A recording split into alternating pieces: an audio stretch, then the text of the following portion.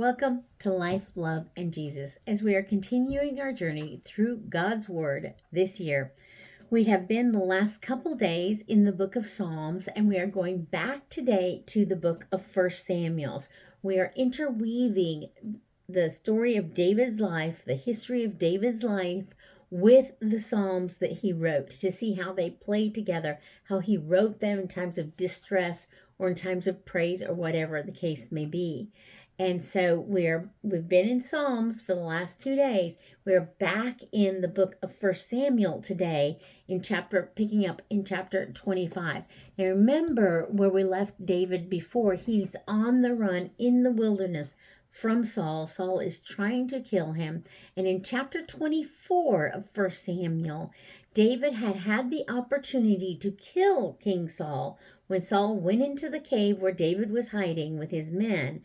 And instead of killing him, he cut off the corner of his robe to prove to Saul that he had an opportunity. He could have killed him, and yet he did not, because he saw Saul as the Lord's anointed, as God's problem to solve.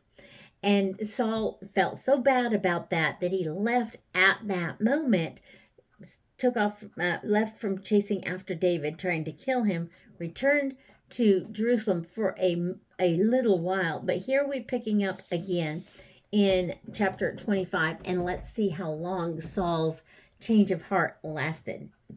So chapter 25 of 1 Samuel picks up with just saying that Samuel died. So because of this, we know that Samuel did not write the entire book of 1 Samuel, even if he may have written some of the first chapters. He died in chapter 25. And then the rest of the chapter is the story of David and Abigail. And this is where David has been in the wilderness with his men. And part of what they're doing out there in the wilderness is they're helping to protect the shepherds that have flocks out there from wolves, from enemies, from attack, from outsiders, from other tribes and things. And so in chapter 25, David goes or sends a messenger to Nabal, who has lots of flocks, because it's shearing time, and that means they're going to be not only shearing the sheep, cutting off the wool, but also they'll be killing some of the sheep for eating during this whole time period. It's almost like a festival time period. And he sends some messengers to Nabal and says, look, I've been helping to protect your shepherds and your sheep, your flocks, all of this time. Please give us some food from all the feasts that you have going on in your land. And Nabal refuses. And then the messenger goes back to David and he says no. And David gets very angry and he says, well, I'm going to go destroy him and his entire family.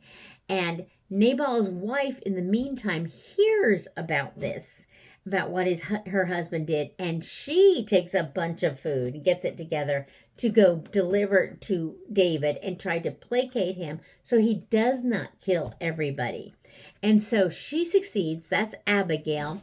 She succeeds in doing that, making him calm down, realizing that he can't, again, like with Saul, he needs to trust the Lord to take care of it. Saul was God's problem. Well, Nabal is God's problem as well. So Abigail gets him to calm down, gives him some food to take back with his men, and they depart. And then when she goes home and tells her husband what she did, he's so enraged he has a stroke and dies.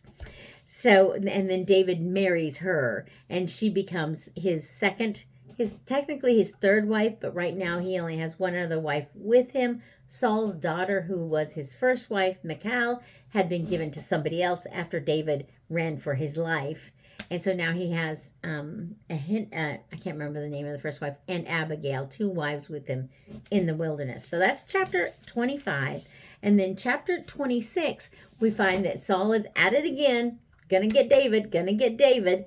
And David actually has another opportunity to kill Saul.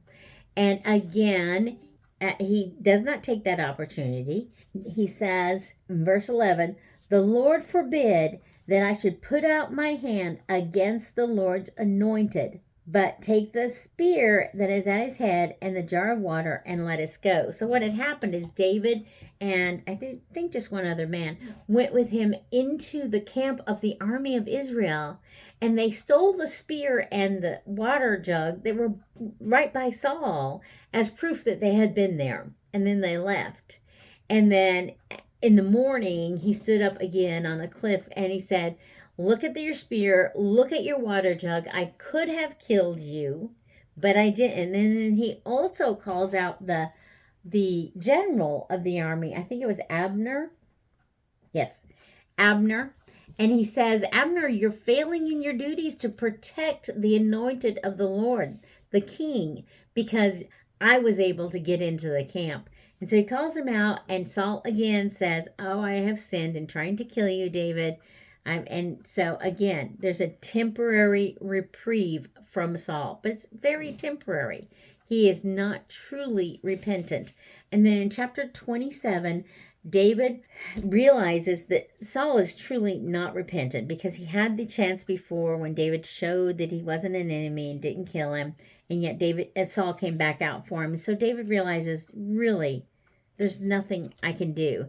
And in chapter 27, verse 1, he says, David said in his heart, now I shall perish one day by the hand of Saul. There is nothing better for me than that I should escape to the land of the Philistines.